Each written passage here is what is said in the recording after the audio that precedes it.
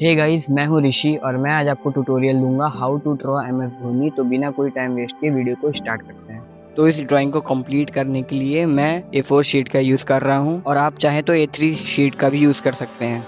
और ग्रिड का साइज मैं 2 सेंटीमीटर ले रहा हूँ। फिर आपको ऐसे मार्किंग करनी है 1 2 3 4 ABCD करके। फिर जिस ग्रिड नंबर पे मैं ड्राइंग कर रहा हूँ वैसे वैसे आपको फॉलो करना है। जैसे जिधर आईज, नोज, लिप्स है वैसे मुझे फॉलो करते रहो, जिससे आपकी आउटलाइन बहुत ही परफेक्ट बनेगी।